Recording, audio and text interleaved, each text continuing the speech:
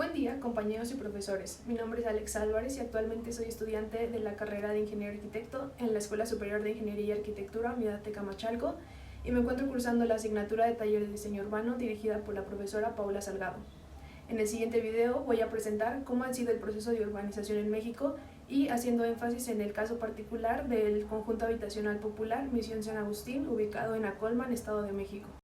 Hoy en día los conjuntos habitacionales son caracterizados por sus construcciones masivas y la deficiente atención o solución a los problemas de vivienda en México, pero ¿siempre han sido así? La respuesta es no. Cuando surgieron los primeros conjuntos habitacionales en México y que siguen vigentes hasta la fecha, un ejemplo de ellos son Conjunto Tlatelolco, la Unidad Habitacional Cupa o Unidad de Independencia, por mencionar algunos. Todos estos conjuntos fueron previstos por parte de iniciativas del gobierno en favor de la vivienda, sobre todo para los sectores más desfavorecidos en aquella época, que era el sector obrero y las clases media y baja del país. Y bueno, la diferencia y el gran contraste que hay en estas características de estos viejos fraccionamientos con los que hay hoy en día se presentarán a continuación. En el siguiente gráfico se mostrará cómo va aumentando el tamaño de la vivienda en México y los datos destacables, por ejemplo, de los años 90, que fue el pico máximo del tamaño de la vivienda en México y cómo hemos regresado a donde empezamos. Con respecto a la cantidad de viviendas, anteriormente se estimaban números de 1,000 a 1,500 viviendas y en los conjuntos habitacionales más grandes hubo un pico de hasta 13,000, teniendo ahora conjuntos habitacionales desde 2,000 a conjuntos muchísimo más grandes que esta cifra.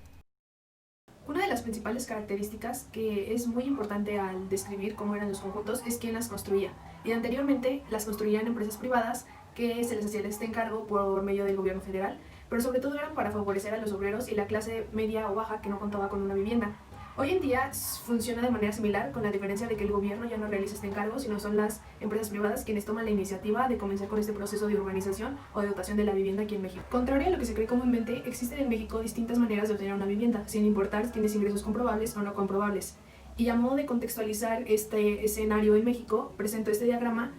donde explico el funcionamiento de las empresas tanto privadas, las ONG y cómo intervienen las instituciones de crédito para la obtención de la vivienda en México. Dentro de las instituciones de obtención de crédito para la vivienda tenemos dos clasificaciones. La primera para trabajadores asalariados, en el cual vamos a encontrar a Foviste e Infonavit principalmente, y para los trabajadores independientes tenemos una serie de instituciones dedicadas a financiar este tipo de proyectos, en las cuales tenemos a la Sociedad Hipotecaria Federal, al Infonavit con requerimientos especiales, al Banco de Ahorro Nacional y Servicios Financieros, a la Sociedad Financiera de Objeto Múltiple, SOFOMES, o al crédito hipotecario bancario que podemos obtener en cualquiera de estos bancos que ya conocemos.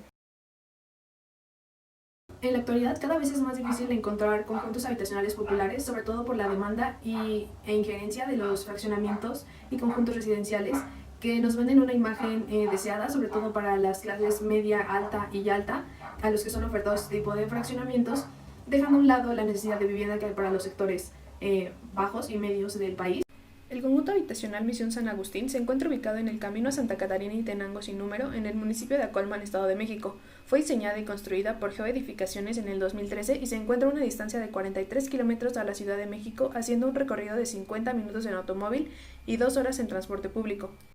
Las principales vialidades son la carretera de Cheira-Texcoco y la autopista México-Pirámides. El conjunto está desplantado en una superficie de 36 hectáreas y aloja 2,624 viviendas, siendo 1,664 de tipo social progresivo y 960 de interés social, dedicándonos en esta ocasión al análisis de las primeras, donde su costo es de 350,000 pesos. Al interior del conjunto solo se cuenta con equipamiento urbano básico, como son una primaria, una secundaria y un jardín de niños, sin olvidarnos de las áreas comunes.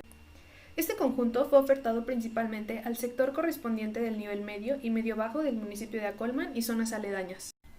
Dentro del conjunto solo tenemos un acceso, el cual nos lleva a la avenida principal y de la cual se ramifican calles secundarias y distribuidores viales o rotondas que nos conducen a la trama en clúster con la que cuenta este conjunto. En relación a la imagen urbana, ha sido muy criticada por los vecinos y habitantes originarios, que retomando de la lectura de Frederick Guibert, La ciudad y sus materias primas, es uno de los puntos a tomar en cuenta en la planeación y diseño de la ciudad, y con dichas inconsistencias denota la falta de interés en tener una imagen definida para el conjunto y el desapego con su contexto inmediato. De aquí que sea muy contrastante las colindancias con las que cuenta el desarrollo, donde las 4 colindancias son parte del camino a la mina de Tepexpan. A manera de conclusión, el proceso de urbanización en México continúa sin dar la respuesta esperada a la problemática de vivienda para los sectores desfavorecidos, ya que este falla en cubrir las necesidades y proveer el equipamiento que requieren los habitantes, además de verse perjudicado por los intereses particulares que construyen con fines de mejorar las ganancias y reproducir una tipología de manera masiva. Misión San Agustín es uno de los tantos casos de desarrollo de vivienda de forma masiva que con el pasar de los años ha caído en decadencia por la falta de mantenimiento y atención por parte de los desarrolladores. Muchísimas gracias por su atención y nos vemos en la próxima.